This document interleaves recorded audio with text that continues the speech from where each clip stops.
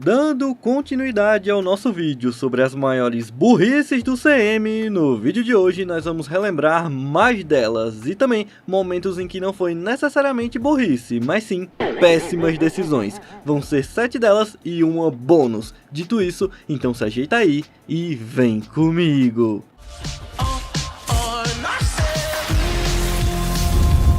Dar seu endereço a um terrorista. Em Homem de Ferro 3, o Mandarim estava realizando diversos ataques com bombas aos Estados Unidos, e o Rap acabou sendo pego por um deles. Ele sobreviveu, mas ficou gravemente ferido, e assim, por ser um grande parceiro do Homem de Ferro e seu homem de confiança... Rap, ainda tem aquele anel? O anel de noivado. Tá brincando? Eu carrego comigo desde 2008. O Tony ficou possesso querendo vingança contra o Mandarim. Esta é uma pequena saudação de fim de ano para o Mandarim. Meu nome é Tony Stark, eu não tenho medo de você. Sei que você é um covarde. Então eu decidi. Você está morto, meu chapa. Mas acho que ele passou um pouquinho do ponto. E se por acaso você for um homem? Esse é o meu endereço. 1088 Malibu Point 90265. A porta vai estar aberta. O cara revelou seu endereço e desafiou um terrorista. Ok. Ele é o Homem de Ferro, ele pode lidar com isso, mas o que ele fez foi voltar pra casa e ficar lá numa boa como se nada tivesse acontecido. Vamos sair da cidade. Já falamos sobre isso. É não. E o resultado...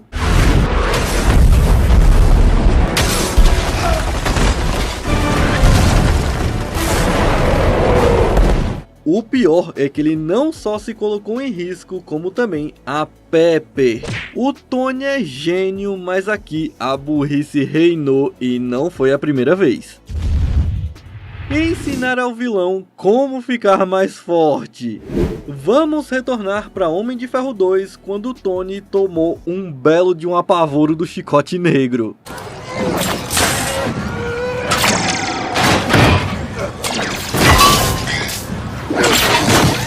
Mas no fim ele conseguiu vencer, né?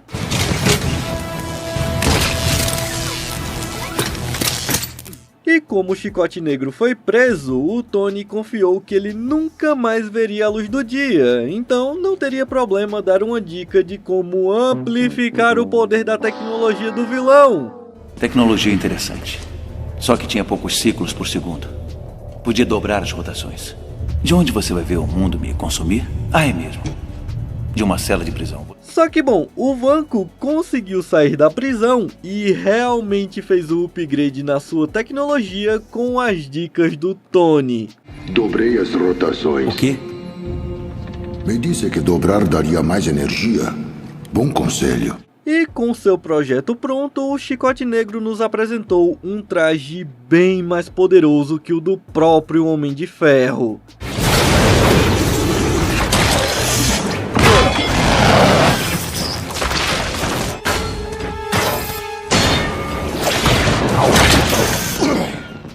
Se não fosse pela estratégia do choque de repulsores, certamente o Chicote Negro teria vencido a luta, tudo graças à boca grande do Tony. Esconder a verdade dos amigos. Mesmo sendo o herói com um dos maiores sensos de moralidade, o Capitão América também tomou uma decisão bem errada. Lá no seu segundo filme, ele descobriu que foi o Bucky o responsável pela morte dos pais do Tony. E quando a história não coopera, a história é mudada. Isso é impossível. A SHIELD teria impedido. Acidentes acontecem. E o que o Steve fez com essa informação? Guardou para si mesmo e não revelou ao seu amigo. Bom, a princípio não seria um problema, mas o Barão Zemo também descobriu esse segredo. E como ele queria derrubar os Vingadores, o cara fez uso dessa carta na manga para jogar os heróis uns contra os outros. Você sabia? Sim. Vagabundo! E aí a resolução foi na porradaria mesmo, o que no fim acabou culminando na separação dos Vingadores. Ele é meu amigo. E eu era. Por mais que o Capitão tenha tido uma justificativa para guardar o segredo, eu imaginei que, se não lhe contasse sobre seus pais, eu estaria poupando você, mas agora posso ver que eu estava poupando a mim mesmo. essa decisão deixou uma brecha que foi brilhantemente explorada pelo Zemo e posteriormente ajudou o Thanos a encontrar um planeta Terra com a sua maior linha de defesa totalmente desestabilizada. Os Vingadores já eram, se separaram. O Capitão e eu brigamos feio. E já que estamos falando do Capitão América, como menção honrosa fica o momento em que ele tentou enforcar um robô. Pra mim foi só uma tática de imobilização, mas e pra vocês? Foi burrice mesmo? Nunca mande os outros fazerem o seu serviço. Mais cedo na Guerra Civil, o Steve e o Bucky estavam fugindo do aeroporto usando um Quinjet, só que não seria tão fácil. O Homem de Ferro e o Máquina de Combate estavam na cola deles, mas aí apareceu o Falcão para atrapalhar. E nisso, o Rhodes quis ir por um caminho mais fácil para se livrar do Sam. Visão, mire no propulsor e o transforme numa asa delta. Mas ele viria a se arrepender. O laser do Visão acertou o reator da armadura do Rhodes, cortando a sua energia igual o que ele queria fazer com o Sam. Só que a armadura dele não tinha como virar uma asa delta, só tinha como virar um tijolo. Mesmo sendo uma queda absurda, o Rhodes sobreviveu, uma pena que não ileso. Ele sofreu um dano severo na coluna, o deixando sem o movimento das pernas. Porta-copo. Pode colocar um ar-condicionado lá embaixo. Se o Rhodes tivesse encarado o Falcão ele mesmo, o Tony poderia tranquilamente ter continuado a perseguição e muito provavelmente teria capturado o Capitão e o Bucky, e desse modo essa tragédia não teria acontecido. Mas quem poderia adivinhar, né? Não queria. Ei, tá gostando do vídeo? Sabe o que não é uma péssima decisão? Se inscrever aqui no canal. Agradeço desde já. Nunca roube o seu patrão. E nem ninguém. Em Guardiões da Galáxia Volume 2, a equipe tinha sido contratada pelos Soberanos para proteger suas preciosas baterias Bangulash de uma fera interdimensional.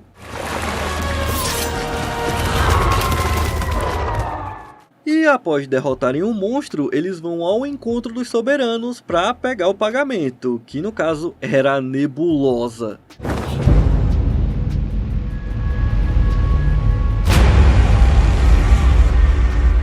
Família reunida, aê! Só que durante a conversa, a sacerdotisa foi bem desagradável. Eu vejo dentro de você nada ortodoxa a sua genealogia.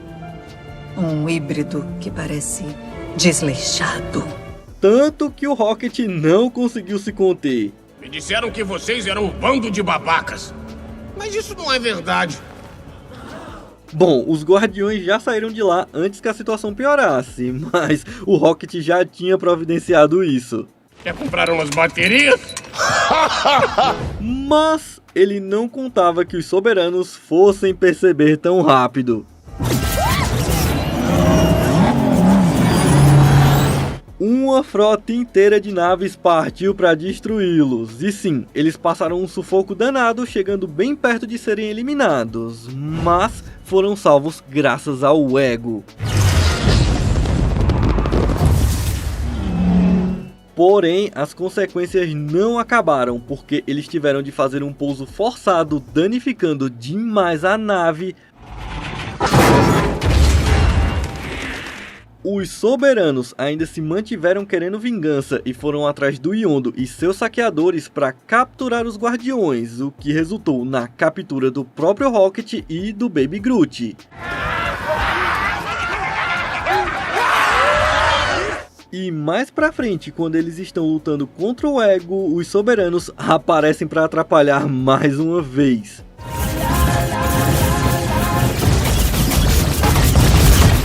Vamos lá! Quase morreram pelos soberanos, a nave acabou seriamente danificada, sequestrados pelos saqueadores e quase morreram para os soberanos de novo. Tudo isso porque o Rocket decidiu roubar umas baterias. De onde tirou essa ideia? Ué, a ocasião faz o ladrão.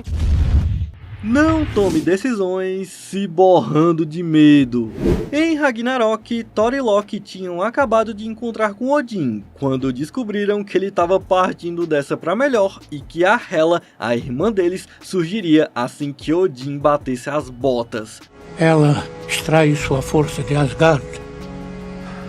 E assim que chegar lá, seus poderes serão ilimitados. Minha vida era o que a deixava afastada, mas minha hora chegou. E foi dito e feito, assim que o pai de todos vira purpurina, a Hela já aparece e mostra toda a sua imponência. De joelhos, perante a sua rainha. E poder absurdo.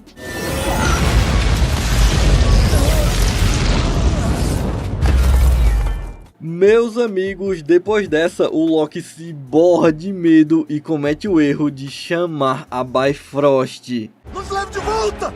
Não! Tudo que a Hela queria era chegar em Asgard e o Loki faz o quê? Dá de presente uma passagem de primeira classe até lá.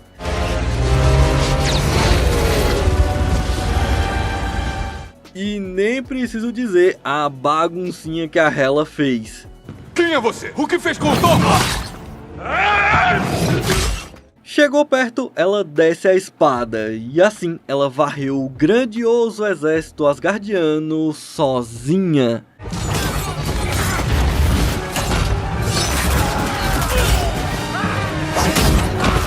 Tomando assim o trono de Asgard. Tudo graças ao Loki, que se borrou de medo, porque assim, como que ela ia fazer pra chegar em Asgard? Não sei! Vacilou legal, hein, Deus da trapaça? Não saia por aí passando a sua herança pra qualquer um. Em Homem-Aranha Longe de Casa, Peter Parker recebeu como herança do finado Tony Stark um óculos brega. Só que não era só um óculos, era um dispositivo / interface de controle da Edith. O sistema de defesa e segurança de realidade aprimorada de Tony Stark. Uma inteligência artificial com acesso a praticamente qualquer rede de informações existentes no planeta. Tô com saudade. Eu mais. Além de também controlar um poderoso sistema de defesa localizado em satélites ao redor do mundo. Entendido. Alvo Brad Davis. Iniciando o ataque. Disparando. Vejam bem, Tony Stark, o Homem de Ferro, confiou a Edith exclusivamente ao Peter. E o cara simplesmente faz o quê? Edith. Oi, Peter. Oi. Então, eu quero transferir o seu controle para Quentin Beck. Ele repassa a sua herança, um sistema global de informação, segurança, defesa e realidade aumentada para um cara que ele acabou de conhecer. E bom, o resultado, Mistério era um vilão. Viram? Não foi tão difícil. E aí o Peter teve de travar uma luta contra uma legião de drones que causaram bastante destruição.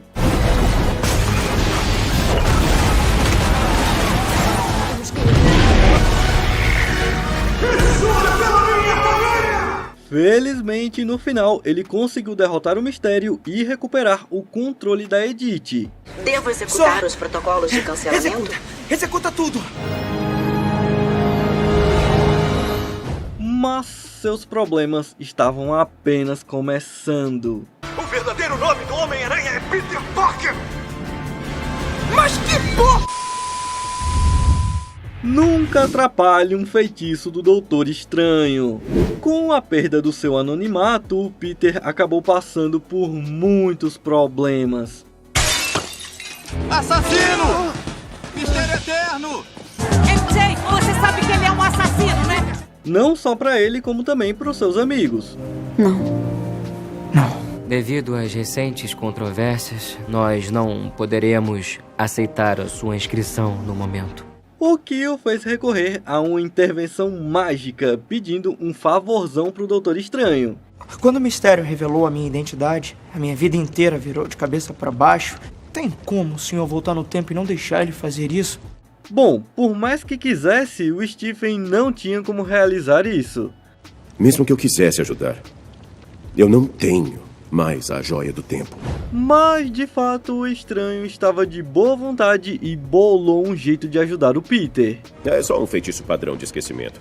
Não vai voltar no tempo, mas as pessoas vão esquecer que você é o Homem-Aranha. Só que assim, o feitiço era extremamente perigoso. Esse feitiço passa pela fronteira delicada entre realidade conhecida e desconhecida. É perigoso demais. Meu nome é Ari e eu não tô nem aí. E beleza, o Stephen inicia o feitiço extremamente perigoso, mas tudo parecia estar correndo bem, até que o Peter começa a interromper.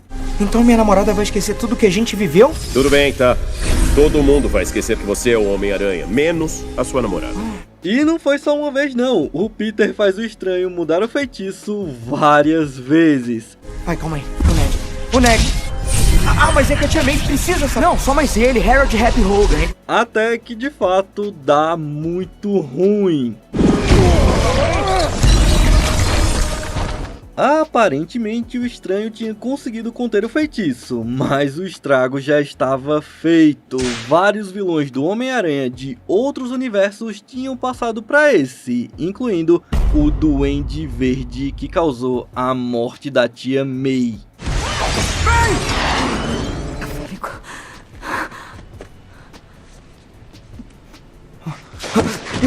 E que também foi o responsável por explodir a caixa de contenção do feitiço, fazendo com que o tecido do universo colapsasse. Uma simples sequência de interrupções quase comprometeu a estrutura do multiverso, porque para resolver isso, o Peter precisou fazer um baita de um sacrifício. E se todo mundo esquecer quem eu sou? O quê? Lança um novo feitiço. Mas dessa vez, faz todo mundo esquecer quem é Peter Parker. Faz todo mundo esquecer de mim. Pois é, Peter Parker terminou tendo que ter a sua existência apagada da mente de todo mundo, incluindo seu melhor amigo e a sua amada. Eu te amo. Espera. Espera e fala quando me ver de novo.